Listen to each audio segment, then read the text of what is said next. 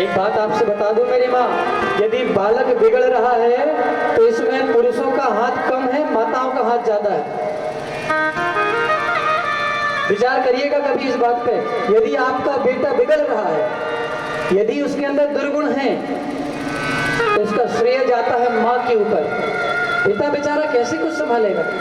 पिता बाहर जाके कमा के पैसा लेकर आएगा, यहाँ बच्चे को संभालेगा। पिता बाहर जाके कमाता है, धन इकट्ठा करता है, तो कर्तव्य आपका बनता है कि आप बच्चों को संभालें। माता शत्रु पिता वैरी, ये न बालो न पाठिता। जो अपने बच्चों को नहीं पढ़ाते वो माता पिता शत्रु के समान होते हैं। किसके समान होते हैं? शत्रु के समान। आजकल कई लोग बोलते हैं, महाराज जी हमारे बेटे तो बड़े कुसंस्कारी हैं, बिल्कुल पूजा पाठ नहीं करता, बिल्कुल भक्ति नहीं करता, हमारे यहाँ कथा में नहीं आता, कभी कथा नहीं सुनता, कोई अच्छा काम नहीं कर सकता, वो केवल बाहरी काम में सांसारिक व्यसनों में ज्यादा लिपटा रहता है।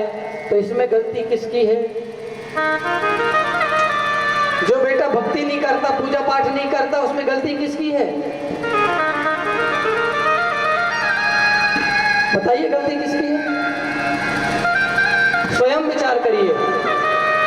बचपन से 4 साल का बेटा होता नहीं है कि हाथ में उसके आईफोन पकड़ा दिया जाता है। बेटा क्या देखता है? फिल्में देखता है। फिल्मों में क्या दिखाया जाता है कि हीरो गुंडों को मारता है, यही दिखाया जाता है। गुंडा हीरोइन का अपहरण करता है। अपहरण कैसे होता है? बच्चा फिल्म में देखता है। लड़ाई दंगा कैसे होते हैं, गुंडागर्दी क्या होती है, फिल्मों में देखता है।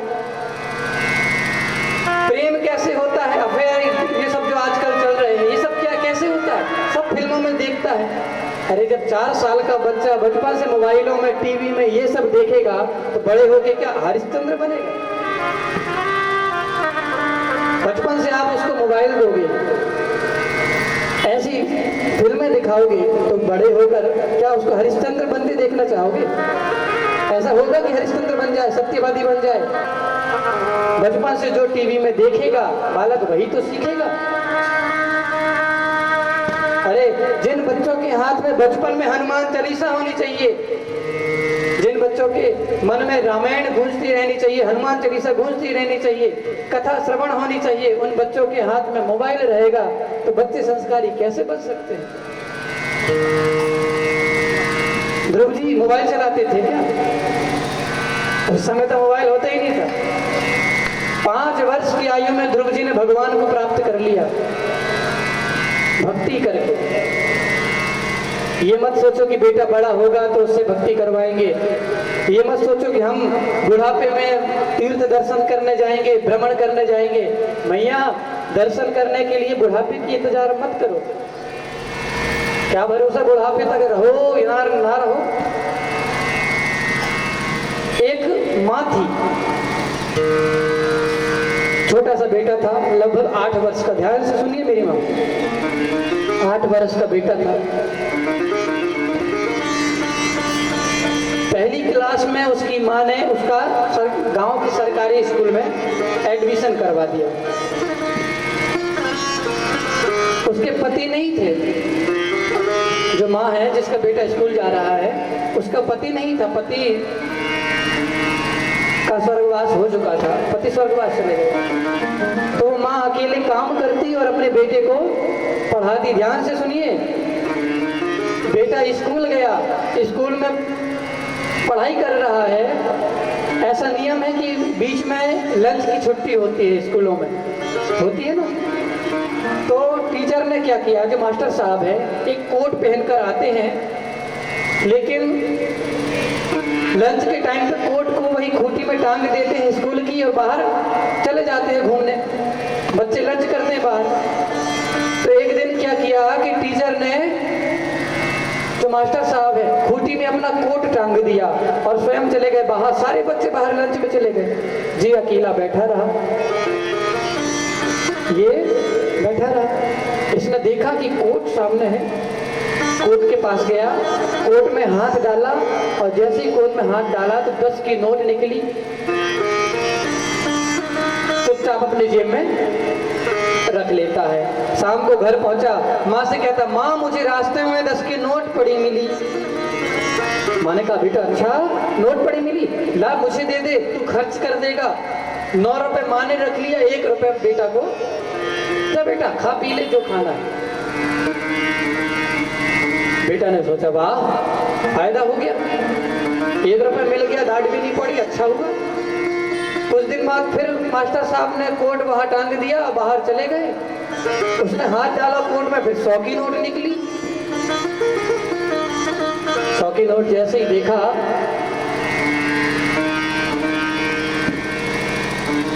रख लेता है 100 की नोट रख लिया और पहुंच गया कहाँ, अपने घर। शाम को, माँ मुझे आज 100 की नोट पड़ी मिली। माँ ने कहा, बेटा 100 की नोट पड़ी मिली तुझे, ला ला मुझे देखा। अरे वाह असली नोट है 100 की। माँ ने 100 की नोट जेब में डाला, रख ली और 10 की नोट दे दी, बेटा जा खा पी ले, खर्चा कर दे जो भी करना है। 10 रुपए दे दिया, 90 रख ली। अब तो बेटे ने सोचा कि बड़ा फायदे वाला काम है, बिना मेहनत के पैसे मिल जाते हैं। धीरे धीरे उसने चोरी प्रारंभ कर दी। और वही बालक जो धीरे धीरे चोरी कर रहा था, एक दिन बड़ा नामचीन डाकू बन गया। इतना बड़ा डाकू, कई जगह उसने लूटमारी की, यहाँ तक कि कोर्ट से उसको फांसी का आदेश तक आ गया। उसके नाम से पंचनामा बन गया, कह दिया गया कि जो भी इस चोर को, इस डाकू को पकड़ के लाएगा उसको 1 लाख रुपए इनाम दिया जाएगा, इसको फांसी मिलनी है। कब तक बचता बेचारा। एक दिन पकड़ा गया, पुलिस ने डाल दिया जेल में, फांसी की सजा तय हो गई, फलाने दिन फांसी होगी। फांसी के समय हमारी सरकार का नियम है, मरने से पहले अंतिम इच्छा पूछी जाती है, आपकी अंतिम इच्छा क्या है। तो अंतिम इच्छा पूछी गई। बेटे ने कहा, मेरी अंतिम इच्छा है कि मैं एक बार अपनी माँ से मिलना चाहता हूँ, उसके बाद मुझे फांसी दे दो। माँ को बुलवाया गया, माँ पहुंची। अब 2 पुलिस वाले इसके हाथ में हथकड़ियां बंधी है, मिलने के लिए जा रहा है, हाथ में ऐसे हथकड़ियां दोनों हाथ में बंधी है, जा रहा है। ना जाने इसने कहां से कांच का टुकड़ा हाथ में लुका के रखा था। काय का टुकड़ा? कांच का टुकड़ा हाथ में लुका के ऐसे हथकड़ी बंधी थी। पहुंचा माँ के पास, जैसे ही माँ के पास पहुंचा, तुरंत जोर से उसने कांच के टुकड़े से माँ के चेहरे पर मार दिया। माँ के चेहरे से खून निकलने लगा। पुलिस वाले ने पकड़ा, अरे बेटा क्या कर रहा है तुम्हें? पकड़ के उसको डांटने लगे, अरे तेरी अंतिम इच्छा थी माँ से मिलने की, हम माँ से मिला रहे, तू माँ को मार रहा है। तो बेटा रोते हुए बोला, अरे भाई ये मेरी माँ है जिसके कारण आज मुझे फांसी मिल रही है। जिस दिन मैंने 10 की नोट चुराया था पहली बार, यदि उसी दिन मेरी माँ ने मुझे 2 चमाट लगाई होती और पूछती कि बता कहाँ से पैसा लाया, उसी दिन डांट पड़ गई होती, उसी दिन मार खा ली होती, तो मैं उस दिन से चोरी करना पहले दिन ही बंद कर देता और आज मैं इस फांसी के फंदे पे नहीं लटकता। पूरा श्रेय किसको जाता है? फांसी का माँ को जाता है।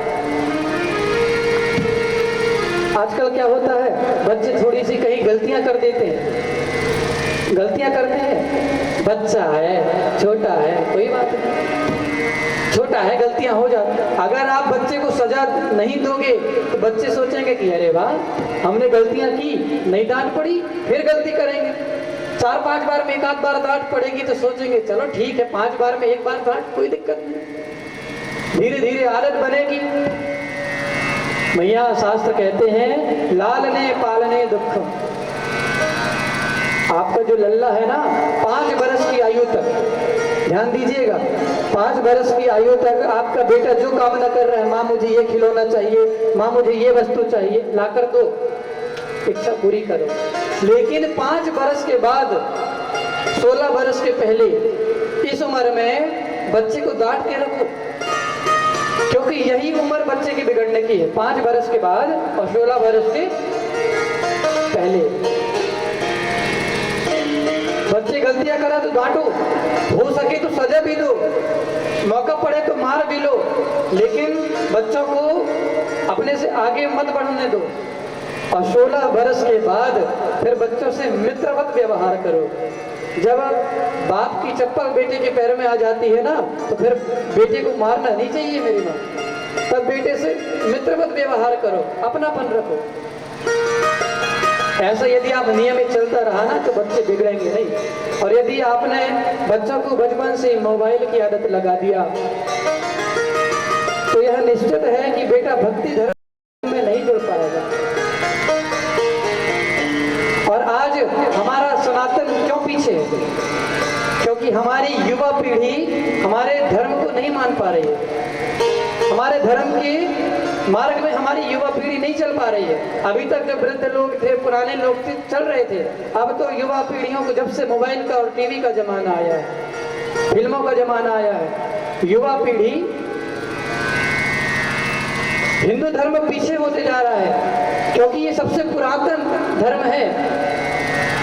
अन्य धर्मों का आपको 1200 साल से ज्यादा पुराना रिकॉर्ड नहीं मिलेगा, लेकिन हमारा सनातन धर्म तो 5000 साल पुराना है। 5000 साल भी बहुत कम बता दिया हमने। आपको हम शॉर्टकट में बताते, समझिएगा।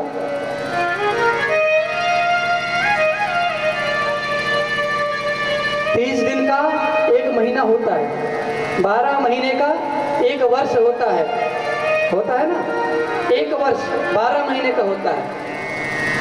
हमारे जो पीछे भैया लोग बैठे, आप भी सुनिएगा, समझिएगा। एक वर्ष कितने महीने का होता है? 12 महीने का।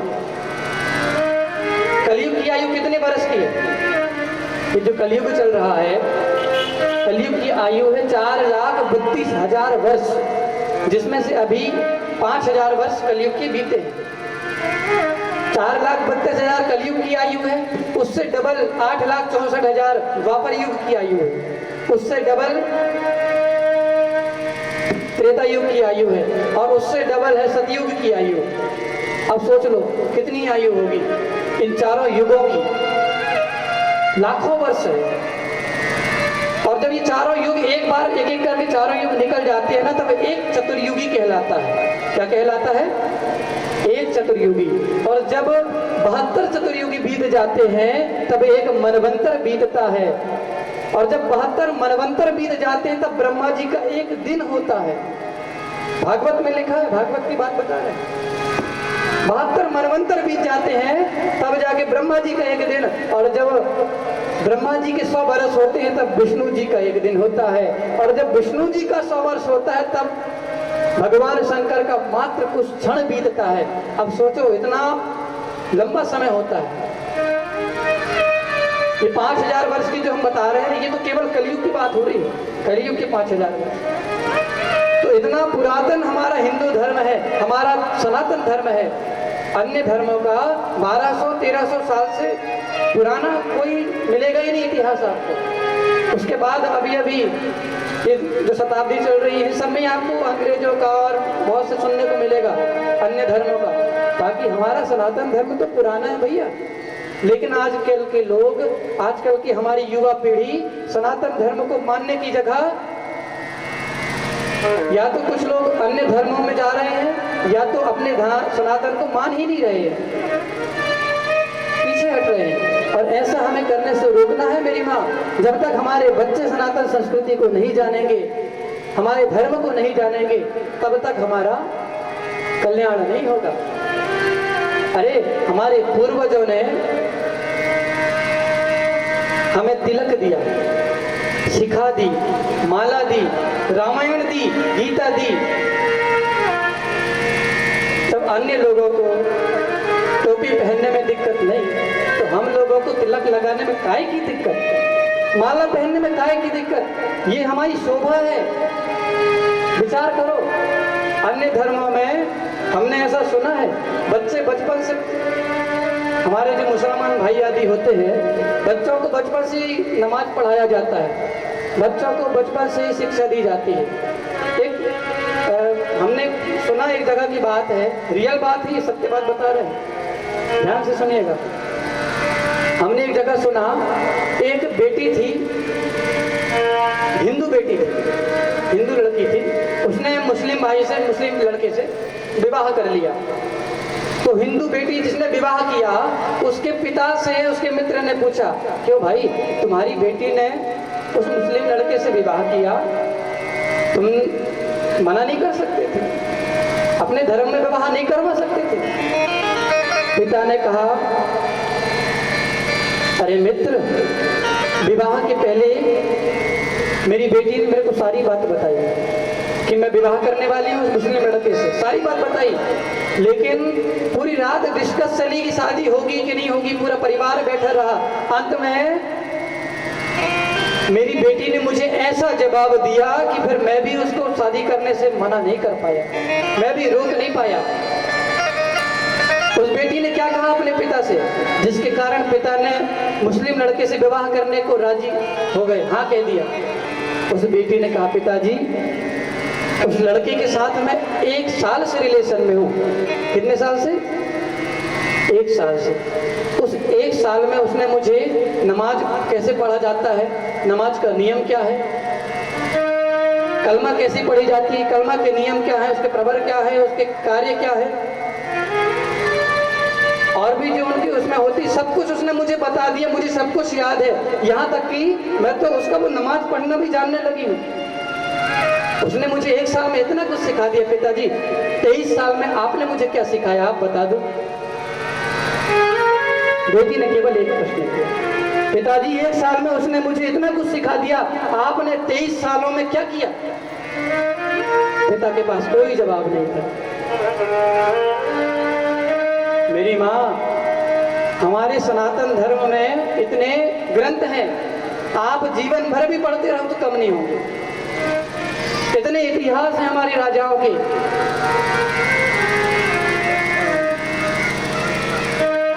लेकिन बच्चों को हम लोग पढ़ाते ही नहीं, बताते ही नहीं। मोबाइल आ गया है बस। तो प्रयास करो मेरी माँ कि अपने बच्चों को भी कथा में लाओ, कथा सुनाओ। एक समय के लिए यदि आप नहीं आ पाते हो, घर के काम में व्यस्त हो, हमें प्रसन्नता है, कोई बात नहीं, आप एक दिन आ गए बैठ गए बहुत है। लेकिन आपके बच्चों को, आने वाली पीढ़ियों को कथा सुनाना जरूरी है, उन्हें बताना जरूरी है कि किस प्रकार हमारी जो क्षत्रिय रानियां थी, क्या नाम था, रानी पद्मिनी, जिन्होंने 13,000 रानियों के साथ जौहर किया था, सुना होगा आपने। क्या उन्होंने इसी दिन के लिए बलिदान दिया था कि आगे आने वाली पीढ़ी हमें भूल जाए? बताइए, क्या महाराणा प्रताप ने इसलिए बलिदान दिया अपनी मातृभूमि की इसलिए रक्षा की कि आगे आने वाली पीढ़ी हमें भूल जाए? हमारे धर्म में इतने बड़े बड़े राजा, इतने बड़े बड़े वीर हुए, उन्होंने जो बलिदान दिए क्या इसलिए दिए कि आने वाली पीढ़ी भूल जाए हमें? बिल्कुल नहीं। उन्होंने बलिदान इसलिए दिया ताकि आगे भी हमारी पीढ़ी गर्व से सर उठाकर जीते रहे और बोलती रहे कि हमारे पूर्वजों ने जैसा किया हम भी आगे करेंगे। लेकिन करेंगे कब? जब उन्हें पता होगा कि हमारे पूर्वजों ने किया क्या है, इतिहास में हुआ क्या है। आप सभी से यही प्रार्थना है, अपने बच्चों को कथा में लाएं, कथा सुनाएं और बच्चों को जितना हो सके अच्छे संस्कार प्रदान करें। बच्चों को मोबाइल से तो प्रयास करके दूर ही रखें।